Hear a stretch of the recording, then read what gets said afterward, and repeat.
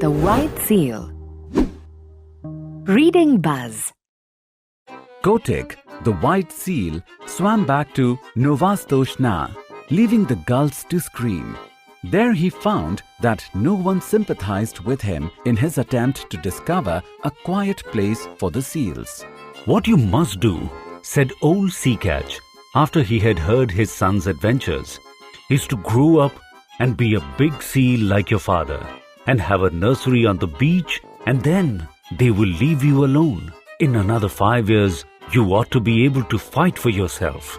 Even gentle Matka, his mother said, "You will never be able to stop the killing, Kotick." And Kotick went off and danced the fire dance with a very heavy little heart. That autumn, he left the beach and set off alone because of a notion in his bullet head. He was going to find sea cow, if there was such a person in the sea, and he was going to find a quiet island with good firm beaches for seals to live on, where men could not get at them. So he explored from the North to the South Pacific, swimming as much as 300 miles in a day and a night. He narrowly escaped being caught by the basking shark and the spotted shark and the hammerhead. If the beach was good and hard, with a slope behind it for seals to play on, there was always the smoke of a whaler on the horizon, boiling down blubber, and Kotick knew what that meant. Or else, he could see that seals had once visited the island and been killed off. And Kotick knew that where men had come once, they would come again. He picked up with an old stumpy-tailed albatross, who told him that Kerguelen Island was the very place for peace and quiet. And when Kotick went down there, he was all but smashed to pieces against some wicked black cliffs in a heavy sleet storm with lightning and thunder. Yet as he pulled out against the gale, he could see that even there had once been a seal nursery. And it was so in all the other islands that he visited. He spent 5 seasons exploring with a 4 months rest each year. But everywhere, the people of the sea told him the same things. Seals had come to those islands once upon a time, but men had killed them all off. Even when he swam thousands of miles out of the Pacific and got to a place called Cape Corrientes, he found a few hundred mangy seals on a rock, and they told him that men came there too. That nearly broke his heart, and he headed back to his own beaches. And on his way north, he hauled out on an island full of green trees, where he found an old seal who was dying. And Kotick caught fish for him and told him all his sorrows. The old seal said, "Try once more. I'm the last of the lost rookery of Masafuera. And in the days when men killed us by the 100,000, there was a story on the beaches that someday a white seal would come out of the north and lead the seal people to a quiet place. I'm old, and I shall never live to see that day, but others will. Try once more." And Kotick curled up his mustache, it was a beauty, and said, "I am the only white seal that has ever been born on the beaches.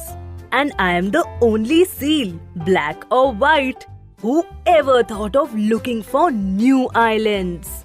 This cheered him immensely, and when he came back to Novostoshna that summer, Matka, his mother, begged him to marry and settle down. "Give me another reason," He said. "Remember, mother, it is always the 7th wave that goes farthest up the beach." Curiously enough, there was another seal who thought that she could put off marrying till the next year, and Kotick danced the fire dance with her all down Lukannon Beach the night before he set off on his last exploration.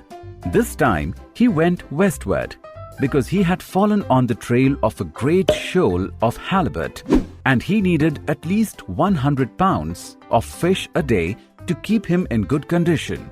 He chased them till he was tired, and then he curled himself up and went to sleep. when he felt himself gently bumped on a weed bed and turning over underwater, opened his eyes slowly and stretched. Then he jumped like a cat, for he saw huge things nosing about in the shoal water and browsing on the heavy fringes of the weeds. They were like no walrus, sea lion, seal, bear, whale, shark, fish, squid, or scallop that Kotick had ever seen. They were between 20 and 30 feet long, and they had no hind flippers, but a shovel-like tail that looked as if it had been whittled out of wet leather. Their heads were the most foolish-looking things you ever saw, and they balanced on the ends of their tails in deep water. Said Kotick. Good sport, gentlemen. The big things answered by bowing and waving their flippers. When they began feeding again, Kotick saw that their upper lip was split into two pieces that they could twitch apart about a foot and bring together again with a whole bushel of seaweed between the splits. They tucked the stuff into their mouths and chumped solemnly. Messy style of feeding, that said Kotick. They bowed again, and Kotick began to lose his temper. Very good, he said. If you do happen to have an extra joint in your front flipper, you needn't show off so. I see you bow gracefully, but I should like to know your names. The split lips moved and twitched, and the glassy green eyes stared. But they did not speak. Then he remembered in a flash what the burgomaster girl had screamed to him when he was a little yearling.